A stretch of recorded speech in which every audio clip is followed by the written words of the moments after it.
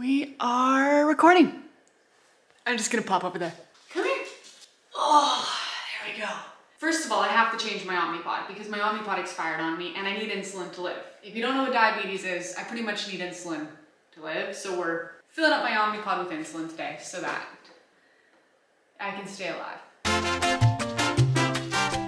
Today, we are going to be answering questions. I made like a Q&A post on one of my Instagram stories and I actually got a lot of questions on there. It's Mick, I'm gonna decline her. Don't hate me. We're gonna do a Q&A. I asked you guys on Instagram to ask me some questions. So we're gonna answer those while I pretty much fill up my omnipod with insulin and pop that on my body. I'm gonna go get the supplies, come back, and we're gonna get started on today's video. Also in the new kitchen, so that's exciting. To do an omnipod change, I need an omnipod, I need alcohol swabs, we gotta keep it clean, and we need insulin. Which honestly, I think one of the questions is where is my insulin holder from? I got it from Deck My Diabetes. I found them on Etsy and I love it. I ripped that thing off of my old fridge and I was like, I am taking it with me no matter what. So most important thing, the thing that keeps me alive, my insulin. I use NovaRapid insulin, by the way. It's like a fast acting insulin. Now we got all our supplies. Oh, and most importantly, we have my PDM. I guess we're just gonna get into is pull up the questions. I asked this, oh, my sister got me that. I asked you guys this, which was just ask me questions. Can you imagine if because I didn't save the questions before I couldn't find them again, but I found them in my archives. So that's good, they're all hiding out there. I'm gonna go through like all these questions. I'm gonna go back there. Oh my gosh. So I'm gonna just find a question and then we're gonna get into this. You know what? I got a lot of nice questions that were just like, how are you doing? How are you? How was your birthday? I'm good. I'm doing good. I'm 26 years old now. We're also gonna open up my omnipod. Started off my morning and I went to get brunch with a group of my friends at a little brunch spot called the Fountain Diner. Me and my boyfriend went out for dinner later. We went and got cheesecake later. I'm still gonna have cheesecake because I can eat what I want. It was a good day. I felt like that was the most simple question to start with, you know? Oh, does the omnipod hurt? Well, obviously it is a needle, so it can hurt. But as somebody who has lived with diabetes now for over 16 years, I'm like, I don't know, I feel like almost immune to needles. Like sometimes it hurts me, but 9 out of 10 times it doesn't. And I think that's just because I'm so used to knowing what it's gonna feel like. Like it's weird, I'm just used to it or my skin's used to it. But like for example, I use like thighs and the back of my arms a lot with my omnipods. You can literally see it through my pants right now. That's my omnipod I still have on. If I was to put it on my stomach or maybe my hip or something like that, I might feel it because I'm not as used to doing those spots that often. And then it could hurt. It could hurt. But sometimes I luck out and it doesn't. That's a good question. Somebody said, how did you come up with the name energetic diabetic? I think that one's a little obvious because, well, I'm diabetic and I'm slightly energetic. But yeah, honestly, like to be really honest, I went through a lot of names. I went through, like one I came up with was Chaos Sticks, because stickers are sticky and I'm chaotic and I was like chaos sticks. Didn't go with that. I was trying to find stuff that rhymed and something that just kind of suited the brand itself, and then energetic diabetic came alive.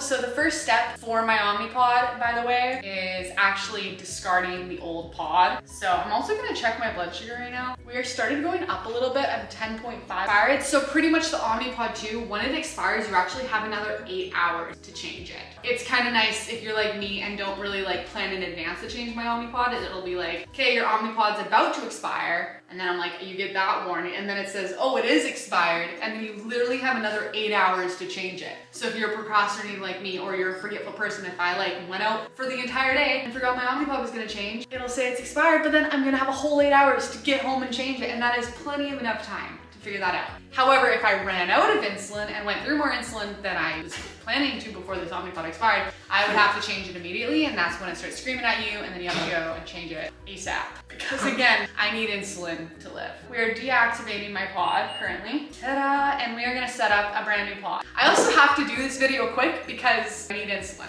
So somebody said, this is a good one. Somebody said, how do you keep your adhesive patches from damaging your skin so bad? I don't know if you mean like the overlay patches because I don't use them that often, but when I do, they actually are normally okay on my skin. Now I know out a lot of people with like different adhesives also have quite a lot of like reactions to, you know, the regular adhesive from the devices on their skin or like the overlay patches and stuff like that. For me, either way, no matter what the adhesive is, my skin is normally pretty okay with it and it actually doesn't normally bother it, which I feel really lucky that's the case. So normally after I do my site changes and stuff, I don't really have irritated skin to begin with. Sometimes I do, and then it might look red for a couple days or whatever, with depending on the type of adhesive that was on my skin. And that's actually a question, honestly, that I kind of want to throw back to you guys. What do you guys do to keep your skin good with everything? For example, I probably could use baby oil more to be getting the adhesive off instead of like ripping it off like I do, like you're gonna see in a few minutes. But I'd like to know what you guys do for after you take your sites off and what like extra care you have for your skin. Just filled up the insulin and I'm gonna get rid of the remainder of the air bubbles. I hate air bubbles. I remember when I first hopped on here, I was like, my finger hurts so bad sometimes from flicking the air bubbles out, and then somebody was like, use a pen, and I'm like, that is so smart, and sometimes you don't think about those things, so maybe that advice can help you. We got all the air bubbles out, and we're gonna go to the next question. What kind of supplies do I carry in my purse? I carry a lot of supplies. I will bring my testing kit in case I have any sensor issues. I will carry my PDM because I need that to control my Omnipod. What else do I carry? My phone, which gives me my Dexcom numbers. I carry a lot of juice. Like, I swear to God, my bag is so heavy from the amount of juice boxes that I carry in there, which honestly, I've been trying to cut down on that. But like, I'd say I have like 3 or 4 juice boxes on me at all times. It depends. If I, for example, know that I'm gonna need to change my Omnipod or anything, I might bring a Dexcom with me on the go or like an Omnipod on the go, and it really just depends on where I'm at with all my site changes and everything. So now we're going to fill up the Omnipod with insulin, and it pretty much beeps once it hits 80 units. So it'll go beep beep, and then I fill up the amount of insulin. I guess I put in about 150 units, and then we'll be able to prime the Omnipod after. So here we go.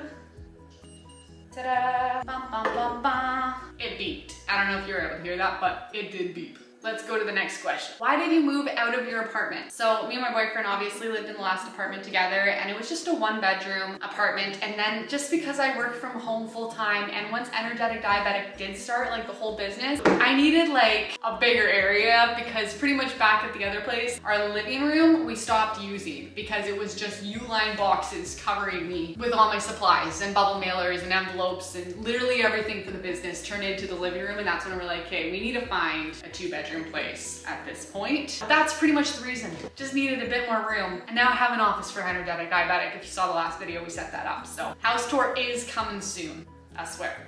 Let's get into some deeper questions, shall we? Before we do that, let's start priming the pod. So once I start priming this, it takes a minute. So the nice thing is there's always like diagrams on here that tell you the steps, which I have followed literally every single time since I got on the Omnipod. And it should start clicking. I guess I haven't taken my other Omnipod off yet too. Okay, it's clicking, that's priming. We should take off the other pod. This is my other Omnipod, and I am gonna just take that off, and we're gonna clean up that old site. Yeah, I guess what I do, like, is honestly also just clean it up with an alcohol swab after. I obviously have scars and little things from the sites, but again, I just kind of want to hear what you guys do to prevent that long term, because I like taking care of my skin, and that is a downside of diabetes, is we constantly have to have needles going into us. So, do the potential long-term complications of diabetes scare you?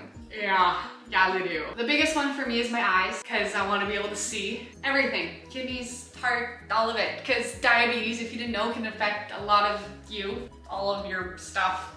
I can't speak right now. See, this question gets me frazzled because it's scary, because every decision I make can impact me in the long term. But again, I feel like I just need to take every day, day by day. You know what I mean? I think diabetes is a really interesting one, with feeling like you might not always be doing good enough, because you do have to manage something 24/7, and it's a lot of work, and people from the outside aren't able to see that. So it can be hard when maybe people living without diabetes are telling you how you do better, and more tell you to be scared of those long-term complications. When I was growing up, I think a lot of people around me, even doctors, would constantly bring up, oh, your blood sugar was high here. You do know that ABC can happen to you down the road. And I'm like, yes, like I know that. And the scare tactic, I don't like that. I think it could work on some people, but not another. And I think people living with diabetes already know how scary it is. So you don't need to bring that up 10,000 times to us, because we know how scary it is. I am diabetic as well. How How do you explain diabetes to people that don't have it? I think that's what they meant. So pretty much I say that I have a pancreas that is supposed to give me insulin, and my pancreas doesn't work. And the purpose of insulin is keeping my blood sugars level so that they don't go too high and that they don't go too low. So I have to administer insulin on my own and make sure I'm not giving too much or too little. People with diabetes have to act as their own pancreas,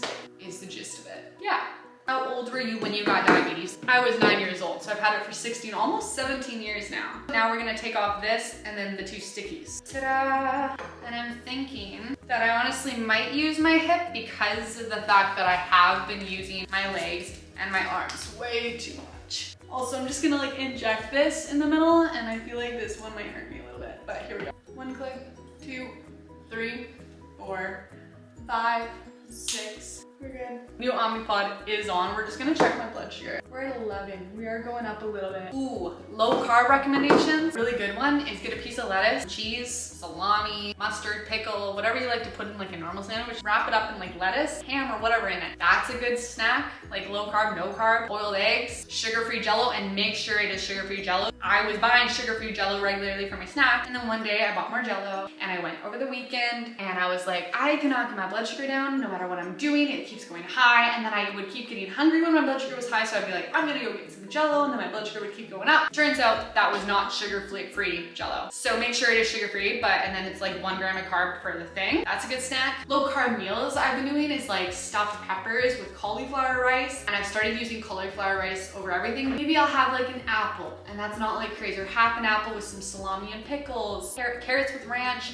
celery with some cheese, celery with some peanut butter. I've also been eating rice cakes. It's like 9 grams of carbs for one, and then I'll have that maybe with some peanut butter. So those have been like the low carb snacks that I've been cycling through, and I make sure I always have them because I am someone that loves to snack. Also, please give me recommendations. How long since you were diagnosed did it take for you to get a pump? When I was diagnosed with diabetes, I started on an insulin pump a year after. So I did 1 year with MDI, which is just multiple daily injections, long-term insulin and fast acting. I did that for 1 year, and then I was on an insulin pump. So I've been on an insulin pump for like 15, almost 16 years. But I only started on a CGM when I got online and started doing this stuff because you guys are recommending the Dexcom, and I was previously on another CGM that just was not working well for me. And then I got on the Dexcom and I was like, oh, this is what a CGM is supposed to do, and I'm supposed to actually like it. And then I did, and Dexcom's awesome. When your blood sugar levels rise rapidly, what do you do? There's something called a rage bolus. Don't do that. I am so guilty of doing that often. I'll see double arrows going up on my Dexcom, and I'm like, do not be high, do not go high, and then I go high. And then I will keep pumping insulin, and then I will come crashing down, and it's just not a good thing to do. When I start to go high, take insulin. I drink a lot of water to try to flush out any sugar, any ketones. Sometimes I'll go on a walk. I've actually seen people getting walking pads. Her name is Addie on TikTok. She has great blood sugar control, and she has a walking pad. And I thought that was so smart. Like, can you imagine at 11 at night when you don't want to go outside, it's dark or it's snowing or raining or whatever the heck, and your blood sugar, you can see it's just trending up from the amount of carbs that you had for your snack, and you gave yourself a horrible amount of insulin, and you just start walking on your pad when you're doing like what you're doing. Like, I could be playing my iPad game or whatever on there. That's a great idea. Now I have a new Omnipod on. Insulin's back on. I'm probably gonna take a tiny correction and clean up this area. Yeah. Well, this was fun, guys. I don't know what we're gonna do for the next video. It's kind of cool. I'm getting this out for Thursday, like I said, so I actually don't know what video to do next week, so if you want to comment ideas, that would be awesome, because then I can start planning that now. We could even do like some low carb stuff, like make low carb snacks together. Maybe that's what we're gonna do. But I'm open to other ideas. Maybe I won't want to do that. I love you guys. I will see you later. Okay, I don't know how to sign off, so I'm gonna go push the recording button. Bye.